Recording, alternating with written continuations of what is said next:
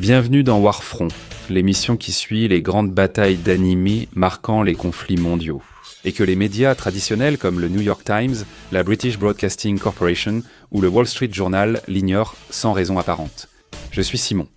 Cette semaine, nous clôturons l'année en présentant les combats d'anime majeurs de 2025 et quelle année ce fut. Des combats décisifs se déroulent dans des lieux secrets comme Egghead Island, dangereux comme Jeju Island ou au cœur de Shangri-La Frontier.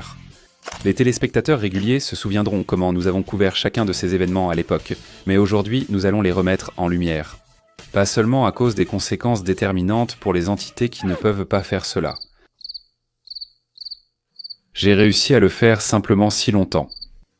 Continuons en tant que gouvernement mondial, mais aussi à cause de leur capacité à impacter directement vos vies.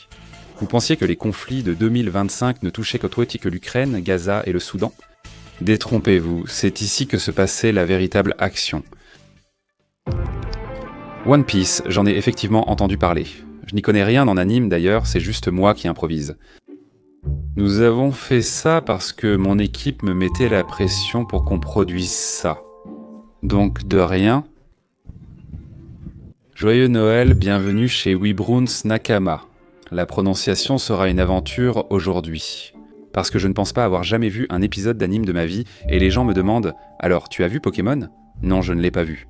Je vais t'électrocuter. Tournons-nous vers l'île Egghead. Ou bien, n'utilise ce nom que si tu soutiens le gouvernement mondial, ce que j'espère n'est pas ton cas. Laboratoire 8 de la division scientifique de la marine, initialement conçu comme le foyer d'expériences futuristes destiné à propulser le monde 500 ans dans le futur. Les îles Egghead entreront dans l'histoire comme le lieu de deux des batailles les plus importantes de l'histoire du monde. Le combat de Kazaru contre Sentamaro et celui de Roronoa Zoro contre Rob Lucky. Avant d'aborder la première bataille, nous devons fournir un peu de contexte. Parce que malheureusement, les médias ont ignoré la situation sur l'île Egghead et la quasi-dispute familiale entre Kazaru et Sentamaro. Quand Sentamaro était enfant, il a été chassé de son village à cause de sa force prodigieuse et de son appétit vorace. Le docteur Vegapunk a recueilli le garçon, l'a fait garde du corps et a demandé à Kazaru de l'entraîner. Sentamaro admirait tant Kazaru qu'il s'est mis à l'appeler Onconte. Et il suivit sa voie, devenant un marine loyal au service du gouvernement mondial. Cependant, lorsque ce même gouvernement s'est retourné contre le docteur Vegapunk, ordonnant à Kazaru de le tuer, Sentamaro a choisi de se ranger du côté de son père adoptif et de combattre son oncle. Et c'est ainsi que deux hommes qui partageaient autrefois un lien considéré comme indestructible se sont retrouvés dans des camps opposés de ce conflit. Tout au long de leur combat, les deux échangeaient sur des coups puissants, Kazaru utilisant le pouvoir de son fruit du démon, le Pika Pika no Mi, pour prendre l'avantage, déchaînant une pluie continue de perles laser. Quel est cet anime ? Que se passe-t-il ? Pourquoi a-t-il ce pouvoir ? Un fruit dangereux ? Avec des lasers, Sentamaro tentait de riposter en utilisant sa hache contre un laser, mais Kazaru transformait son corps en lumière, le rendant pratiquement impossible à couper. Sentamaro tentait un coup de sumo au visage de Kizaru, mais se retrouvait à portée d'un tir laser à bout portant de ce dernier. L'élève ne pouvait battre le maître. La défaite de Sentamaro a permis à Kazaru de contrôler les robots pacifistas, puis de tuer le docteur Vegapunk, privant le monde d'un grand esprit scientifique. Le deuxième combat, sans l'importance historique du précédent, restait tout aussi crucial. Il opposait Roronoa Zoro, sans doute le deuxième combattant le plus fort de l'équipage du chapeau de paille, à Rob Lucky, le plus grand assassin de l'histoire du monde. Zoro et Lucky Lucy, se sont déjà affrontés auparavant, même si je ne sais pas s'il est italien. Le combat a seulement montré que Zoro était nettement surpassé lors de leur première rencontre officielle. Zoro en colère que Lucy ait trahi le chapeau de paille. Des pirates pour le monde. Oh, ce sont les gars avec le drapeau. Ce sont les gars avec le drapeau du One Piece. Ah, je comprends maintenant, les pirates. Ils voulaient prouver qu'ils pouvaient affronter et vaincre l'assassin. Un exploit que seul Luffy avait réussi au prix d'un grand sacrifice. Zoro utiliserait son style des 3 sabres du roi des enfers, tandis que Lucy comptait sur sa forme de léopard éveillé, se poussant mutuellement jusqu'à leurs limites. Cependant, c'est l'intervention de Sanji, le chef des Straw Hats, qui a fait pencher la balance du combat en faveur de Zoro. C'est comme Zoro ? Zoro ? C'est un autre Zoro ? Sanji a traité Zoro de poids mort. Vexé, Zoro a utilisé une nouvelle technique à 3 sabres, la chasse au léopard pour vaincre l'assassin. Pour Zoro, c'était sûrement son combat le plus important, car il s'est prouvé capable de battre un adversaire ayant déjà mis Luffy en difficulté, alors qu'il était moins fort que son capitaine. Compréhensible car rares sont ceux du niveau de Luffy. Zoro, pourquoi ce nom ? Ça ne sonne pas effrayant, ça sonne doux. Zoro a prouvé qu'il était un excellent numéro 2. Et à une époque où le gouvernement mondial devient de plus en plus répressif, les marines de plus en plus violents, et les civils de plus en plus désespérés de voir quelqu'un s'opposer au statu quo. Avoir un numéro 2 compétent est peut-être la chose la plus importante que Luffy puisse faire, donc dans cette vidéo, je vais avoir un numéro 2 compétent. Désolé, cela lui permet de se concentrer, car il sait que Zoro veille sur lui. Nous vous tiendrons au courant de cette histoire au fur et à mesure qu'elle évolue, parce que nous savons que les médias traditionnels ne sont pas dignes de confiance pour le faire. Non, nous ne le ferons pas. Je fais ce solo leveling une seule fois. Pour notre prochain combat, nous nous dirigeons vers Jeju. Les îles où il y a des années, une porte de rang S s'est ouverte, devenant une grave crise de sécurité. L'Association des chasseurs de Corée a tenté d'éliminer les gangs, mais a échoué. Elle est devenue un donjon, laissant les monstres fourmis entrer dans le monde humain. Ils ont déclenché une vague de violence causant des milliers de morts et des millions de déplacés. Les téléspectateurs réguliers de Warfront se souviendront de notre couverture à cette époque et des scènes de pur désespoir alors que les gens tentaient d'été de fuir pour échapper aux créatures géantes de fourmis. Le gouvernement coréen a tenté à plusieurs reprises de fermer le donjon, mais lorsqu'une mission a coûté la vie au chasseur de rang S Leo Yun-seok, le gouvernement a choisi d'abandonner l'île, pensant que les fourmis mourraient de faim.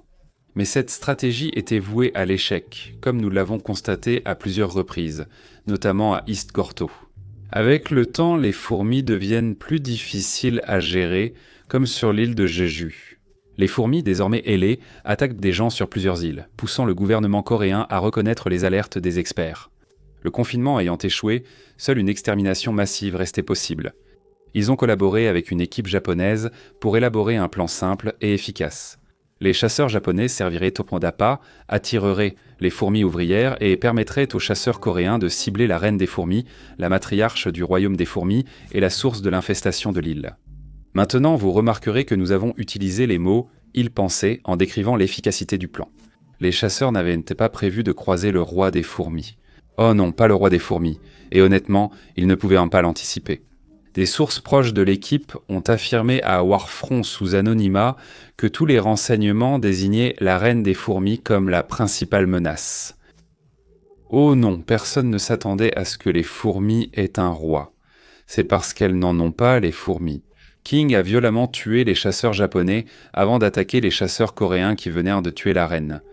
Entre Seung Jin-woo, le chasseur le plus fort de Corée, et selon une source à Webfront, l'arme secrète du pays. Mesurant environ 1 mètre de plus que Jinwoo, le roi fourmi pensait que ce combat se déroulerait exactement comme les précédents, à la manière de Saitama. Il pensait pouvoir éliminer rapidement la nouvelle menace d'un seul coup de poing. Cependant, Jinwoo, à peine affecté par cette attaque, a répliqué et lancé ce que beaucoup nomment le grand combat de l'île de Jeju. Lorsque la poussière retomba, seul Sung Jinwoo restait debout. Des témoins ayant assisté au combat ont rapporté que le roi fourmi avait tenté de s'enfuir, mais Jinwoo l'a attrapé. Mettre fin à la plus grande menace que l'île de Jeju ait jamais connue. Et pour une fois, une bonne nouvelle. Le gouvernement coréen a confirmé qu'il n'y avait plus de fourmis sur l'île, et qu'elles seraient réinstallées immédiatement. Brillant. À ceux qui reviennent sur l'île de Jeju pour reconstruire leur vie, bonne chance. N'oubliez pas d'écraser toutes les fourmis.